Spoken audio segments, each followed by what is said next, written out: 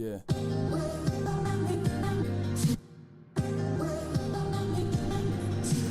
Living every day to define man's mission. Looking to the sky for divine transmission.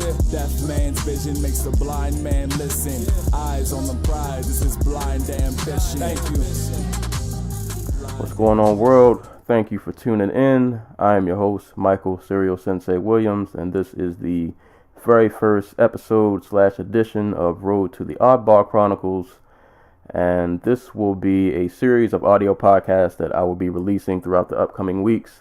I'm using this as a bit of a promo run / information that I would like to share just leading up to the release of my book.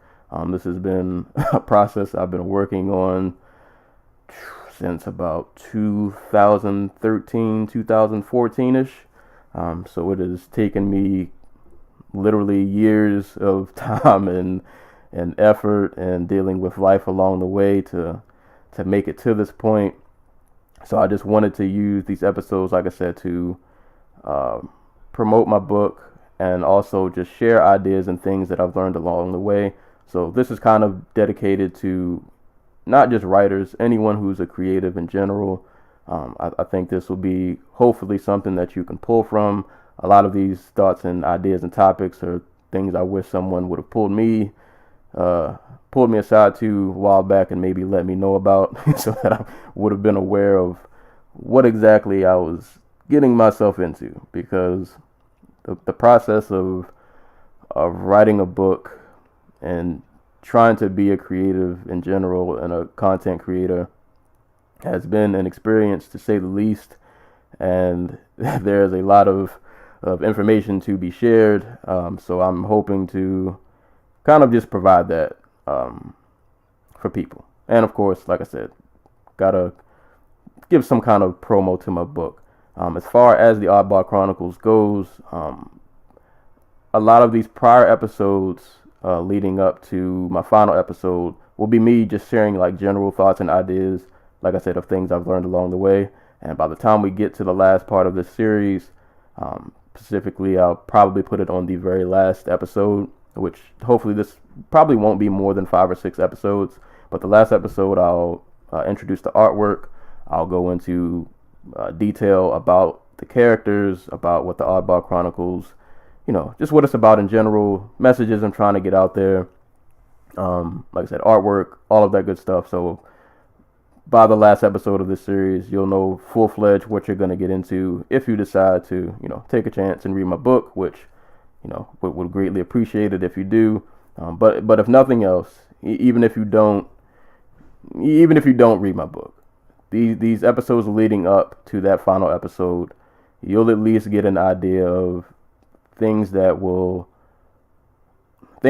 could happen that you should look out for, just on your journey into either writing a book or whatever your creative field may be. It doesn't even necessarily have to be writing, but I'll just share with you, like I said, information that I wish someone may have shared with me, that maybe it was out there and I just kind of didn't know where to look for it. So I'm just going to share it with everyone that I can, and they can pass it on as they see fit, and maybe it'll relate to them in some kind of way.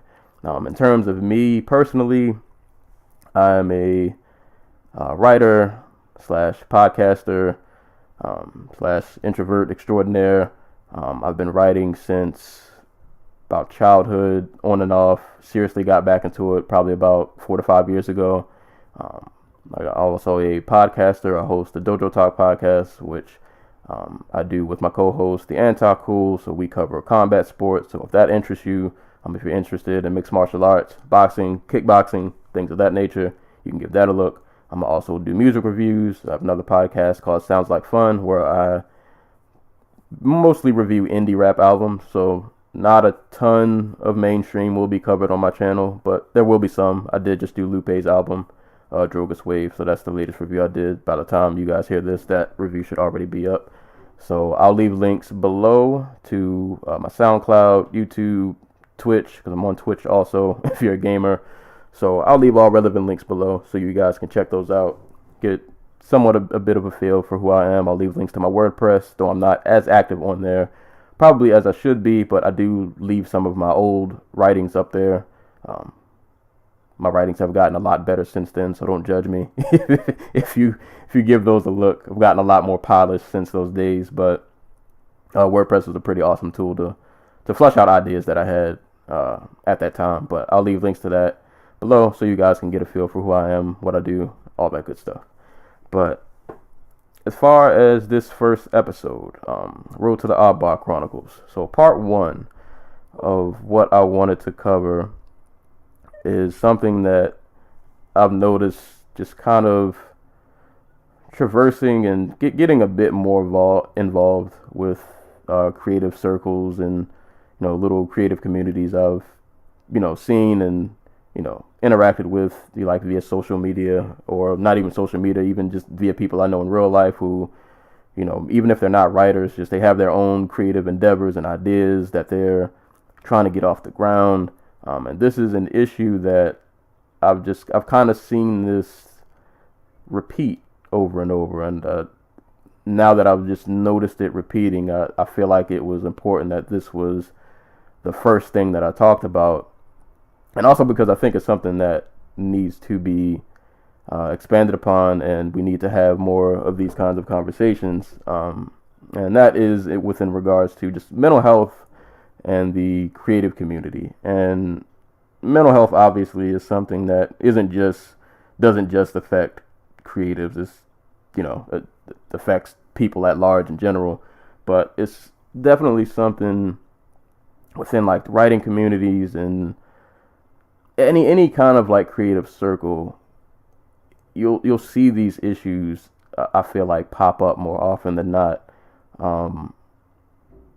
I've seen it a lot, like I said, not just within writing, but you'll see this with comedians. You'll see this in music circles. It's everywhere, and as many places as it seems to be prevalent, and you would think that it would be talked about more. And I do think within the last couple of years, the topic of mental health, things like depression, anxiety, or even if it's not this serious, even if it's just something like just having self-doubt, things like that, these conversations are starting to be had more. But I think they need to be continued. But to relate this back to writing, I just wanted to kind of dive into mental health and kind of how we deal with it, how it can affect the creative process, and how it's kind of something that it is a daily task, a daily thing that you need to work on every single day. It's not just something you can, work on for a few days and then you're just good for the rest of your life. It's something that I think you should always be just aware of what your mental space is and how it can affect you and how it can affect your creative life. Because more often than not, our creative lives, whatever ideas that we create, like I said, whether you're writing a story or whether you're making music or some kind of art, whatever your art medium is that you choose to express yourself, there's a part of your personal life that somewhat bleeds into whatever your creative medium is, and your mental health in one way or another will affect that. And I feel like there's kind of this sometimes you'll see it. There's like this romanticization of mental health. And what I mean is you see a lot of people post about depression and anxiety, and you've probably even seen people say like, a lot of the best music or whatever the art form is comes from people who tend to struggle with those things, because whatever their art form, whatever their medium is, it's coming from such a raw place, because mentally they're in such a I don't even know what to describe it. They're kind of in such a bad situation mentally, but it kind of results in great music. And while some of that may be true, I think that narrative sometimes is harmful, because we kind of romanticize it a bit, if you know what I'm saying. I hope I'm explaining that the right way. Like, I guess an example, I'll just throw Eminem out there. A lot of people loved vintage Eminem, like Marshall Mathers LP Eminem, vintage Slim Shady. They loved him back then because his music was so raw. It was because he was just regardless of how you feel about him or not, or are a fan of his music, he was just seemed to be like in a really dark spot. So his music was really raw. And while that might translate, I guess, to a good listening experience, for the individual, it's kind of messed up because it's like, yeah, I'm creating this great art, but I kind of have to because this is my only outlet. This is my only way to kind of get these ideas out of my head and express them somehow, because otherwise, if I keep them pinned up, it's not going to lead to anything else positive. It could go in a really dark place if I don't find a way to manage these. So I just want to dive into the idea of us as people, especially my fellow creatives, people who write, people who make music, comedians, even athletes. You're seeing it now. Your mental health is something that you should work on. You should treat it like you treat like exercise, and I can kind of apply this to my real life. So I guess I'll detail my mental health, I guess, journey, quote unquote, so to speak, and I'll find a nice way to tie this back all in to how it kind of affected my creative life. So I guess mine would go back probably to about 2015, and a lot of this I'm just now kind of learning about myself as I look backwards. I hope you guys didn't hear that notification. You probably did. But a lot of this I did not notice really about myself until I kind of just look back at those times. Hindsight is always 20/20, but when you're in the moment, you don't really know what's going on. You're just kind of going through it. So I've if you know me personally, or if you don't, you'll know now, I've struggled with like weight loss for the last, like as long as I can remember. So I was dealing with issues of weight loss, and it was something that always fluctuated. Like I would get in this spot where it's like, all right, man, I'm overweight. I don't feel too great. Like I felt really heavy, and I don't even mean that in a literal sense. Like I just felt heavy. Like something was, like there was just this cloud that was kind of over me, and I didn't know really how to shake it. All I knew was that, I was overweight. I wasn't really a fan of how I looked, and I was like, all right, man, we got to get this together. So start working out, and I would have these spurts to where, I start out of weight, I get really in the zone of working out, I take it serious, I drop a ton of weight, and then I fluctuate right back up. And I would just go on this alternating pattern of just losing weight, gaining weight, losing weight, gaining weight, losing weight, gaining weight, not really realizing that this is really kind of messing up my mental health, because I'm just so frustrated. Like, why can't I keep this in check? Like, why can't I lose this weight and drop it and keep it off? Like, what am I doing wrong? So I was always going back, kind of tinkering here and there, trying to figure out, like, all right, what else can I do to lose weight and keep it off, so on and so forth. And eventually, I just kind of fell off the wagon completely. Like, I didn't really care about working out. I got a new job, an office job, and I went a while without working out. Like, I just kind of stopped. And aside from letting myself go in that sense, like mentally, I just kind of let myself go. Like, I was in this, and like I said, I didn't notice this like while I was in the moment and while I was going through it. But looking back at it now, it kind of makes a lot more sense, and I can kind of piece things together better. And I was just kind of like, I just didn't care. I was just kind of just living life, kind of doing whatever. And with the weight thing, like I might work out here and there, but like, yeah, I'll be fine, whatever. You know, it is what it is. And that is not a good way to go about things, as I found out the very, very hard way. I want to say this was Father's Day 2016. And I'll never forget this day because I remember waking up that day and I was like, oh, it's Father's Day. You know, I'm going to go see my dad and, you know, hang out with him for a little bit. And, you know, it'll be a good time. And I made it I saw my dad that day, but I ended up, it wasn't the way I wanted to see him.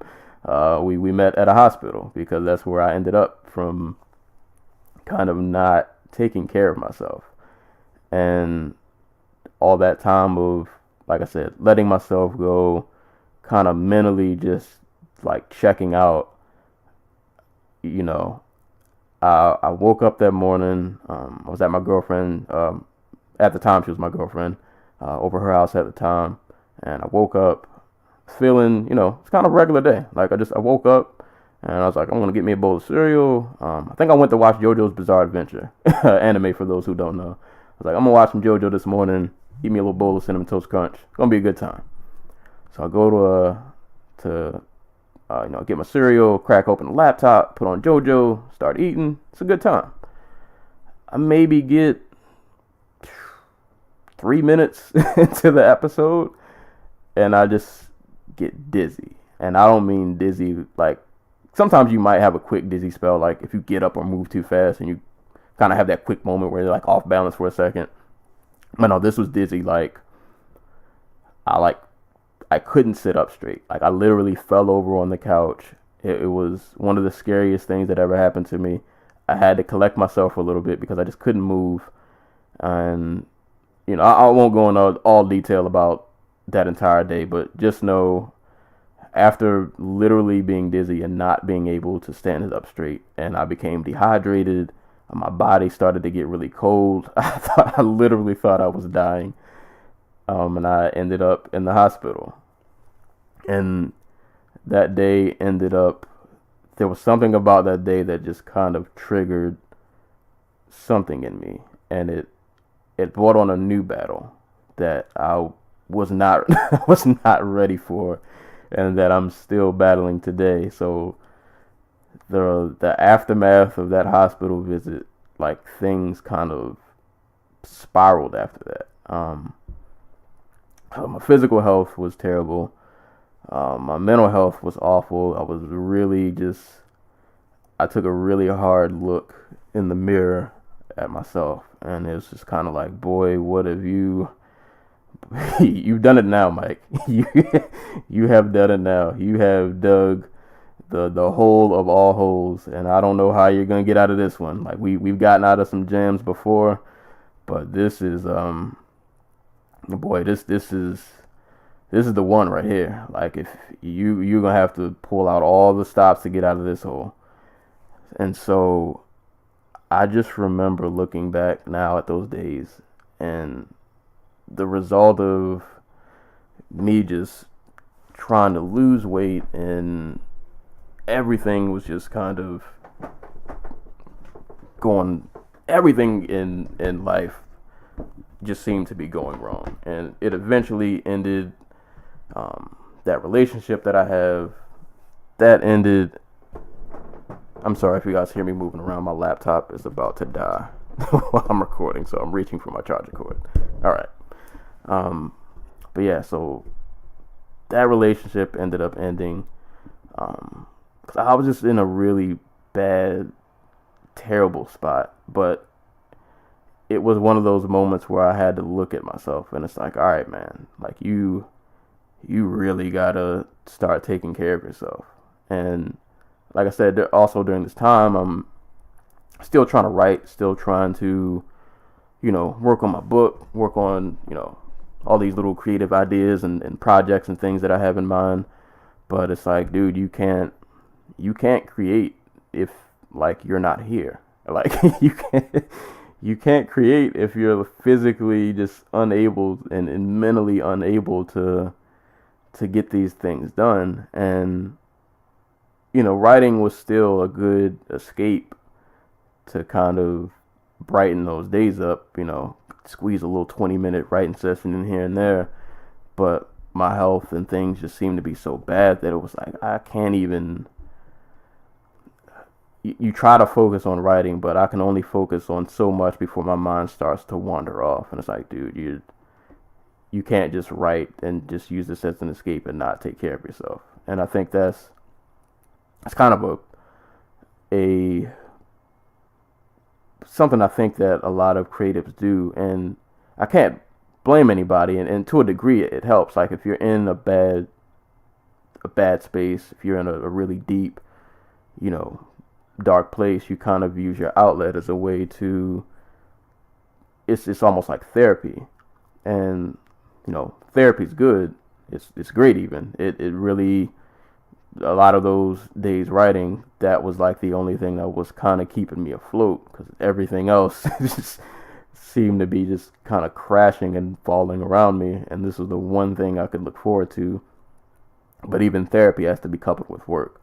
You can use your outlet, whatever it may be, creatively to kind of escape those problems for that time being, and it might provide you with like a little temporary sigh of relief, a little temporary high. But when you're done creating, when you put the pen down, when you close the laptop, those problems they're still there. They don't leave. You can create as long as you want. You can you can write as much as you want, make as much music as you want. Whatever your creative outlet is, you can do as much of that as you want. But like I said, when you close that laptop, when you drop that pen, when you get out of that booth, when you put down that camera, when you're done painting on that canvas, all of those issues and problems that you have been neglecting with, they will be there waiting for you. And you can't run forever. Like eventually you have to figure out a way to face these. And what ended up happening to me was, on top of my health being in the terrible state, I was a pre-diabetic, high blood pressure.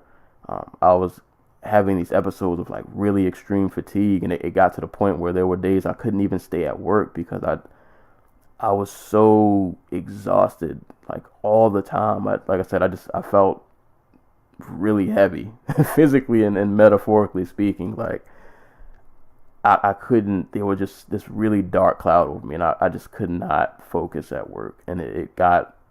I've never been in that kind of space before. So I would spend days, like I said, I might work for about an hour or two, and then I would have to leave because I was so fatigued and like beat down. I was like, I can't focus at this computer screen. And I would just kind of go home and just sleep or write. And I was trying to figure out ways to deal with it until eventually finally started going to the doctor, which I would encourage. I know a lot of us, we don't like going. It's a hassle. Don't get me wrong. I still don't like doing it, but I was like, listen, if there's one positive, I got myself in this, so that means I can get myself out. So I went to a doctor, got my health assessed. Obviously at the time it wasn't too great, but at least it was like, all right, I know where I stand now, and I kind of got a game plan to figure out how to get myself out of it.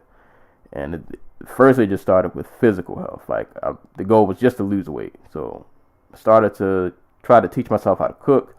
Not a great cook, but I can figure a few things out. I got a little signature salmon dishes here and there that I can do, but I had to get myself out of this rut. So I start changing my eating habits. I start working out.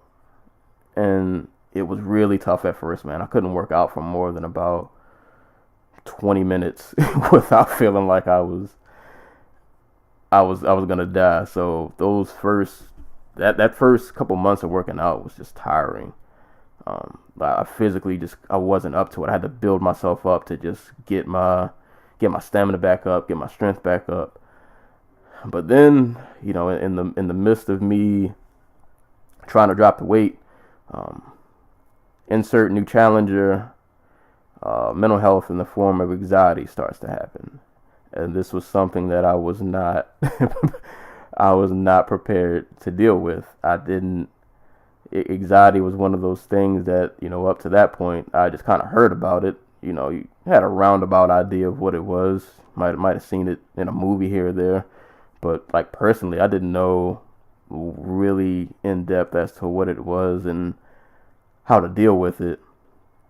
And then I found out, and it was not. And that's why I kind of have a problem when people like romanticize mental health, because I can tell you, as someone who's had panic attacks, who has had and continues to deal with anxiety, there's nothing about this that is fun.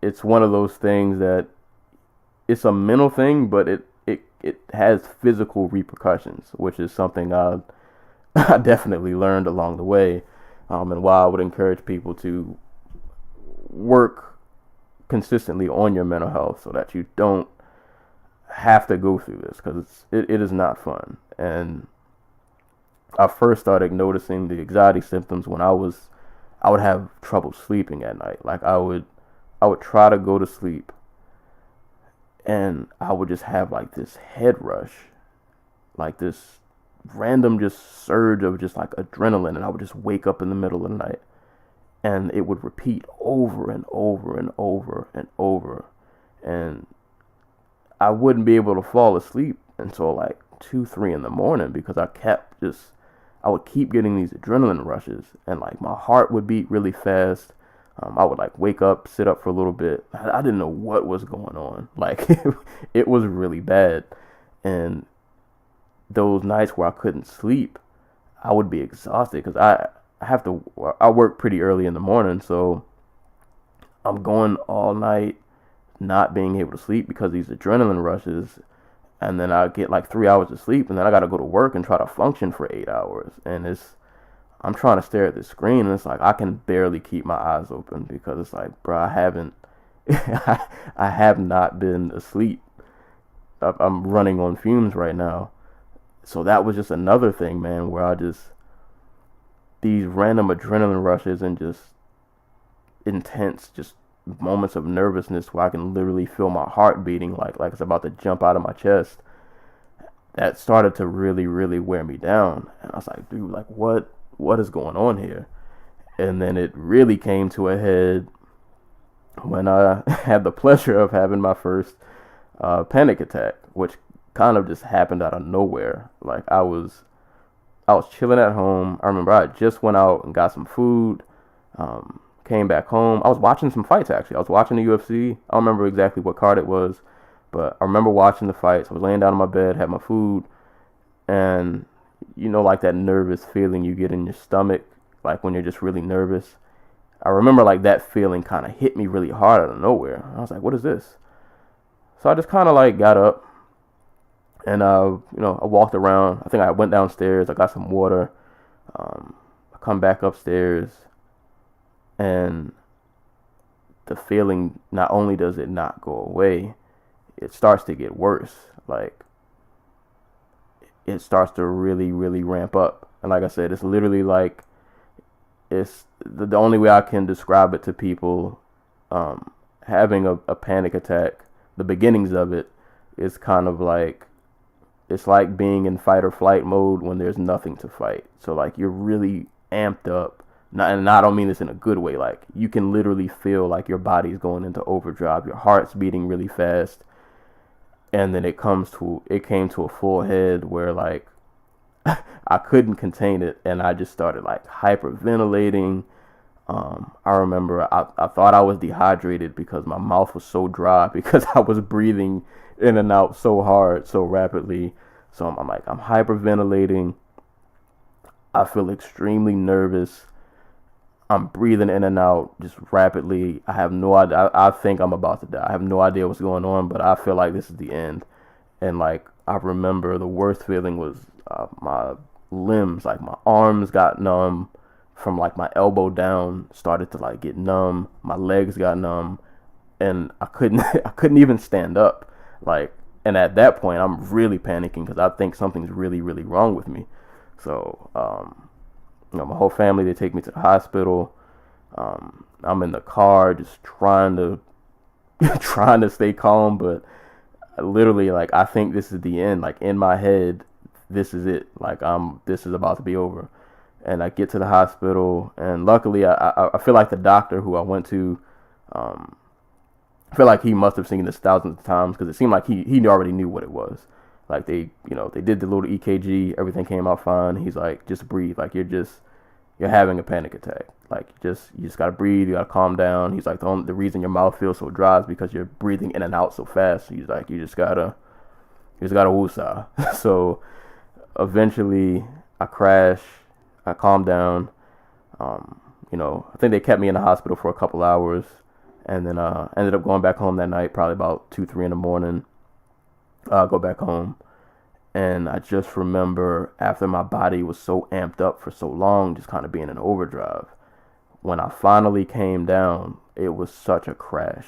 Like, I can't even explain to you how exhausted I was. And that became the battle. It was something, and like, looking back at it, ever since I had that panic attack, kind of what triggers my anxiety now is just stress. When I get overly worked up, or if I'm really thinking too hard about something, or, like, worrying about something. And what I used to worry about was, ever since that hospital trip that I had on Father's Day in 2016, in my mind, anytime, like, my body did anything out of the ordinary, something weird, something, the smallest thing, I'd be like, oh no, something's wrong. I'm going to have to go to the hospital again. And that's just kind of how my mind was wired. And most of the time, it was nothing. I've had plenty of instances where I went to patient first because I might have just worked out too hard, and my chest kind of hurt because I did like a lot of lifting. But in my mind, my chest is hurting because something's wrong. I'm going to have a heart attack. I need to go to the hospital. And that's just kind of how my mind was wired. So I would have, luckily, after that first major panic attack, I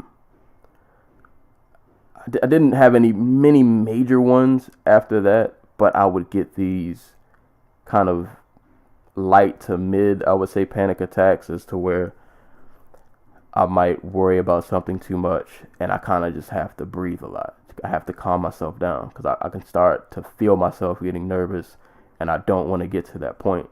So I have to find a way to calm myself down. But what sucked was, like I said, after when you have these moments of anxiety and panic, your body gets so amped up. And like I said, you feel your heart racing. You feel like something's extremely wrong, and you're panicking. You're going into overdrive. And then when you calm down, I would just have these crashes. And to tie that back kind of into creating, it made it it made it hard to write, because I could only write but so much, because my body was so exhausted that just even doing the simplest of things was becoming like a real task. I had to really focus all of my energy just to do something as simple as, I need to write for like a couple minutes to do something to take my mind off this. But even that was hard, because I was just experiencing these crashes all the time. So I was just so exhausted, and you spend most of your days literally just trying to hold it together. Like, I'm just trying not to go off on the deep end, so to speak. Like, I'm really just, throughout the day, every moment, whether I'm at home or at work, I could be in mid conversation and the person would never know, but inside I'm like, this anxiety is trying to take over, and I'm literally like trying to fight it as I talk to you, but you won't know, because I'm not going to bring it up, because I'm trying not really to think about it, but it's creeping in my head. And I would have these, and I still do sometimes have these moments as to where it's just like I said, if my body does anything slightly out of the ordinary, I go back to that space of when I was in the hospital. I'm like, oh no, I'm going to end up here again. And it just triggers something, and I start to panic. And if it's not me worrying about my health, it's like I said, anytime anything happens to me, and if I overanalyze it too much and I stress myself out about it, it just triggers that anxiety. And that made it really hard to create. Writing was still therapy when I could do it, but I could only focus on it but so long because, like I said, I'm just exhausted all the time. I'm crashing. I'm not in a good space it's so hard for me to focus because my mind is running in so many directions. So that's just kind of been this journey thus far. Dealing with mental health, that's kind of just where it stemmed from. Like my trip, that one trip to the hospital on Father's Day, like really changed everything for me. Life was literally never the same after that day. That affected me in many ways that I never thought it would, and still does to this day. Sorry, I know that was a bit long-winded, but I just wanted to get all of that out. And some of you, maybe you have stories similar, maybe not so similar, but if you've dealt with anxiety that in some way, shape, or form, maybe that'll relate to you, and how you've had to deal with it. So I say all that to say, you have to deal with these things, and being with anxiety and having to kind of combat it and fight it. I can say, luckily now I'm in a space where I've gotten a lot better at it, at kind of managing it. And looking back, I can say it's been a little bit since like I've had an episode. Really, I've been pretty good these last really couple months, man. And like I said, for creatives, this is definitely something that you want to work on this every day, of trying to make sure you're in a good mental space. And you can do this in many ways. I don't want this whole podcast to just be about struggle and then it'd be extremely sad. There are definitely ways I think you can deal with it. And like I said, these are things that, and this is advice I need to take too, because like I said, this is a daily thing. It's not just something you do once or twice and then, oh, I'm good, I'm fine. Like you have to continuously work at this every day. You have to treat it like an exercise. I had to treat this like losing weight. So I started my weight loss journey at I think I was 285. The last time I weighed myself, which I don't weigh myself often anymore because I've learned to not obsess over numbers. I kind of can gauge how much I'm losing weight. I can gauge how I feel, how my body feels, how my clothes fit. Try not to obsess over numbers because numbers don't always tell the entire story. But I started at 285. The last time I weighed myself, which was months ago, I think I was down 230. The lowest I had gotten was 220, 224. My goal was to get down to 200, but like I said, I haven't really been obsessing over numbers lately. I'm going on how I feel. If I feel good, I'm good. And that's, to me, at this point, all that matters. I'm not going to obsess over numbers, but I learned to put in the work to lose weight. So I had to change my habits, and I think that's a good way to deal with mental health, especially as a creative. I think it's pretty fair to say a lot of us we're creatures of habit. We have a schedule, we have a routine, we have things that we tend to do every day, and if things aren't going right, if things aren't going well, whether it be mentally or just anything in your life, you have to start looking at your habits.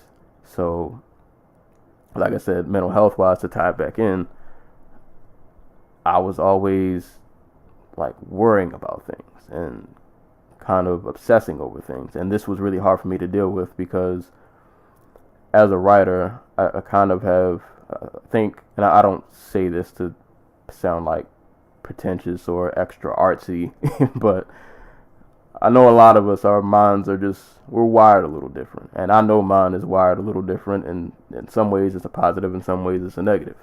My mind never tends to shut off. It's always moving, it's always working, and that's a good thing because it helps me create. I can come up with ideas and I can just go when I really get in the zone. So in that way, it's a great thing. But in my personal life, it's a not so great thing because I tend to obsess and overanalyze things that don't need to be overanalyzed, which in turn can trigger, like I said, anxiety, can trigger these moments of panic. But there are ways you can kind of work on this. Exercise for me has been an amazing help. For one, it gives me something, and that moment that I'm doing it, 30 minutes, 45 minutes, however long I'm working out, and in that moment, in that time that I'm working out, I'm not thinking about, oh, I'm nervous, oh, this going wrong, that going wrong. I need to focus on this workout because, for one, I need to get it done. Two, if you're lifting weights, you got to focus. You're not trying to drop a dumbbell on your head, or I've been I haven't used it lately, but I got a kettlebell, and that joker's 45 pounds. You're definitely not trying to have any kind of incidents with that. So, it gives me time every day for 30, 45 minutes to just focus on this workout. Let me get this done.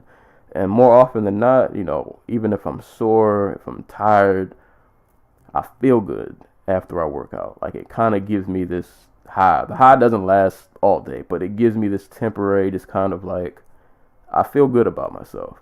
And couple that with changing how I've eaten, and I can throw that out there too, man. Nutrition, it helps with mental health. And I haven't fully researched this, and this is kind of a side rant, but just through research and things I found, the foods that you eat and consume definitely have a bearing on how you feel. So, and I'm not going to be that guy to tell you oh, you should go vegan or only eat X, Y, Z. I'm not that guy, because I'm on vacation from work right now, and I've been going in.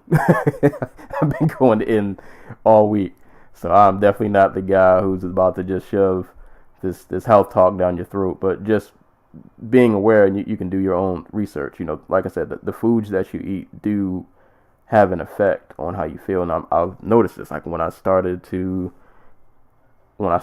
couple working out with eating better, I felt better. I felt clearer. That dark cloud that I felt like was kind of hovering over me, I'm not gonna say it left, but it's not as heavy as it used to be. I feel like my thoughts are a lot clearer, and this helped a lot with my writing. I feel like I can flush out ideas, and my thought process has gotten so much better, so much smoother, because I'm not carrying this extra mental weight as much anymore. If I've relieved some of that tension somewhat, so my ideas just kind of flow easier, and it's really helped with my writing. I'm getting back to that. There was a time, probably when I was 16, 17, where I was writing. I would be working on 4 or 5 different projects, and when dealing with mental health battles, I couldn't do that. I could barely focus on one. And now I'm getting into that space slowly where I'm getting back to working on 2 to 3 different projects. I'm working on the Oddball Chronicles. The book is actually, volume 1 is already finished. I'm just putting little minor final touches on it. I've already started volume 2, which I'm working on. I got a script I'm working on. I'm delving into horror for the first time. I got little small skeletons of a horror story that I'm working on. So I'm getting back to that groove of my mind's clearer now, so I can really go through these. I can work on a lot at one time, and now don't get me wrong, it's still work. It's still very tiring, but I feel like I can do it, as opposed to before, where it's I got so much going on in my head that I can barely concentrate on this. So exercise and just diet has been a great help. Other things to help work on it,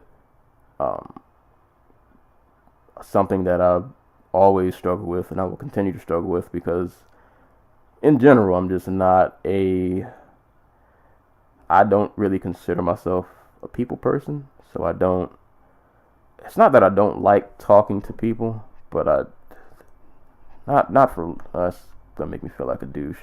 But I can't help it. This is who I am. I'm sorry these notifications keep going off. You guys keep hearing them.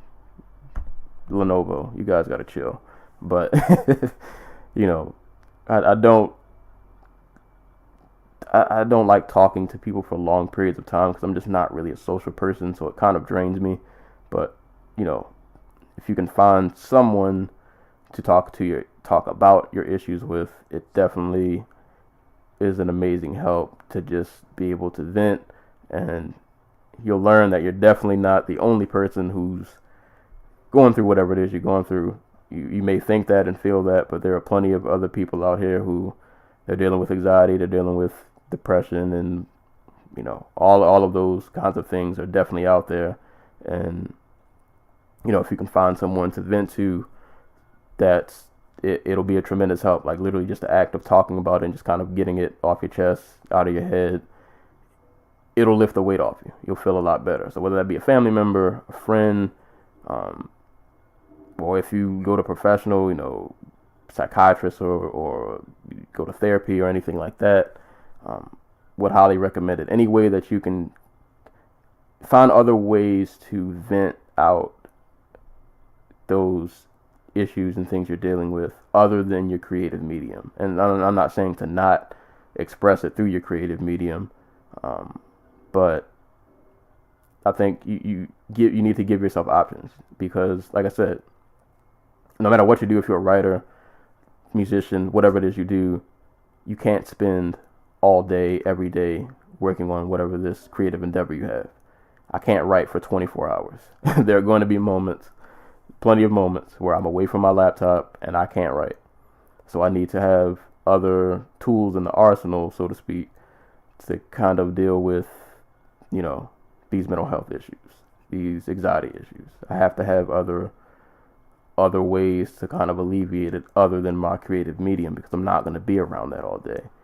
So, like I said, for me, it's been exercising, taking deep breaths, like literally just having moments throughout the day. Let me get a quick 3-4 deep inhale exhales. Let me have my woosah, you know, moment of the day. Getting out the house, and anybody who knows me is probably going to laugh at this because y'all know how much of a homebody that I am. But you know, I don't get out much because, like I said, I'm not the most social person. But when I want to get out, I'll get out. So sometimes I might just, you know, treat yourself. Like go out to eat, go to the movies. I've actually started going to the movies by myself. Not all the time. I go to movies that nobody else but me really wants to see. So, you know, I'll take myself to the movies, take a walk, go to the park. I mean, man, we in tail end of summer, or I guess fall is officially here, but the weather's still pretty nice outside. Go take a walk for a little bit. Things that just alleviate stress. And sometimes you don't realize the medium, like writing, can be stressful, because like you might get stuck on a part of your story, and you know that writer's block kicks in, and you just kind of can't figure out how to maneuver and get past it, and you might get stressed out over that because you might have been on a good run, and then you just kind of hit this block, and that just kind of, you know, stops you in your tracks. It's cool to step away, and I'll actually elaborate that in a later episode. I have that jotted down as a topic I want to cover in terms of dealing with writer's block. But it's okay sometimes to just kind of, if you feel like it's too much, it's okay to just step away, breathe for a second, do whatever you got to do to just bring yourself back down to earth, and give yourself time to process what it is that you're going through. Like, give yourself time to feel it, whatever you got to do. And I'm trying to think of a way to say this. Like, I think it's really important to, like I said, let yourself feel whatever it is you're feeling. If you got to get angry, if you got to be angry and in your car cussing out the world, so be it. Let it out. Whatever you got to do. Don't take it out on anybody else. But, you know, if you got to have a moment, like I said, if you need to just be angry for a little bit, it's cool to just be angry for a little bit. If you're sad, if something's bothering you, it's okay to feel whatever it is you're feeling, because you have to let it out somehow. And I've never really spoken about this aside from people who really, really know me, and that's literally just like family.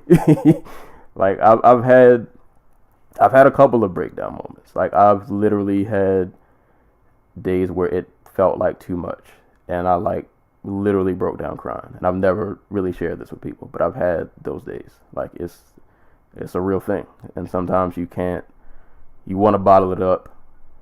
That actually happened. There was a day I was at work, and I remember it was one of those days. This was probably like 2014, 2015. I remember I think it was one of those days I was just like really, I don't remember if I was really exhausted or I'd had like a mini panic attack at work and I had to leave because I just couldn't deal with it.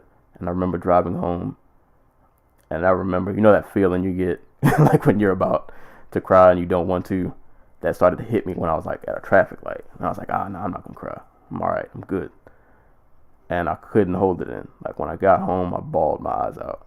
Like I literally bawled my eyes out because I was so frustrated. Because I was like, why does this keep happening? Like, how can I get over this? Because this is like literally ruining my life. I felt like, because I could not figure out how to deal with it. But like, it's cool. Feel whatever it is you're feeling, let it out in whatever way you need to, aside from harming people or harming yourself. If you gotta cry, you gotta vent, you gotta scream, you gotta work out. Workout is great for that, man. Just, if you don't got a punch in the bag, bruh, I'm telling you, it's one of the best investments I've ever gotten. Just hit the bag until you're too tired to be angry anymore. Whatever way you gotta vent, do whatever it is you gotta do. If you're religious, pray until your knees just fall off. Like, whatever you gotta do, man. Just let it out, and you'll find that, I promise you, the more you find ways to kind of just deal with whatever it is you're dealing with in terms of mental health, it will make your creative process so much easier. That weight that you're carrying, that's kind of just hovering over you, when you get that off, you can move so much more freely. Like, I don't think I would be podcasting and writing and doing all of these things had I not been finding ways to kind of deal with my mental health issues. Like, me making a conscious effort every day to, like I said, whether it be writing or exercising or just taking a few moments to myself, to just kind of enjoy something. Like I said, I might just stop and I might be getting stressed. I was like, you know what, I'm gonna stop and play a video game for a little bit. I'm gonna play Mario Kart and throw turtle shells at people. That'll make me feel better for a little bit. It's little things that you can do throughout the day to just kind of make life easier. Just have a woosah moment, man. You get whatever it is you need to do. Just do that. So I hope that kind of makes sense. This was like a vent session / kind of just sharing things, and I know this wasn't too focused on writing specifically, but I wanted to touch on this because, like I said, mental health tends to affect a lot of creatives, and like I said, it's something you have to deal with. You can't. It's on us to find ways to deal with it, because, like I said, this is a battle that no one else can really fight for you. Like, you have to find ways to dig yourself out here and there, and don't get me wrong, it won't happen overnight. You'll find yourself probably constantly having to deal with this, but it can get easier. It can get better. You just have to make the conscious effort every day to do the little things that just do the little things that can give you moments of peace. And those moments of peace, when you start changing your habits, they start to add up, and you'll start noticing changes. You'll start noticing that, like I said, life won't feel as heavy as it used to, and your creative process will become a lot more fluid, a lot more simple. You won't find yourself battling and struggling so much because your mind will be so much more clear, and you'll be able to move in and out of these creative spaces pretty seamlessly, as long as you keep working on it. So I hope that made sense. I tend to ramble a lot, so I apologize, but I don't think the other episodes of this series will be that long, but this was something that just really hit close to home, so I felt the need to kind of ramble on for a while. But yeah, man, this has been episode 1 of Road to the Oddball Chronicles. All links in the description below will be related to how you can find me. And like I said, I'll leave links to my other podcasts. I'll leave links to my WordPress, to social media tags, all that good stuff, so you can find me on the interwebs and all that good stuff. But I'll be dropping these. Hopefully, I'm trying to do 1 a week. So I'm actually recording this. Day of this recording, this is October 1st. So I'm probably gonna put this out on a Wednesday, and then hopefully by next Wednesday, I'll have part 2 up. So I'll try to keep consistent with these to build some steam. And then, like I said, I'm probably not looking to do any more than probably 5 of these, maybe 6 at the most. And like I said, by the time the last episode of this series rolls around, full information about the book will be out. Cover art will be out. You'll be able to get a feel for what the Oddball Chronicles is.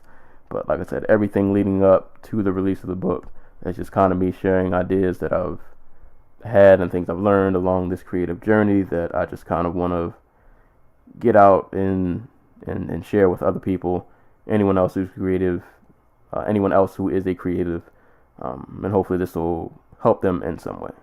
But I've rambled on long enough. You're probably tired of hearing my voice, so I'm going to leave you be to go enjoy the rest of your day. I'm going to go cook because I'm kind of hungry and I need to eat.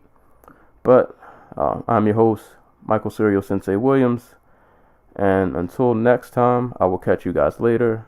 Thanks for listening, and y'all be easy.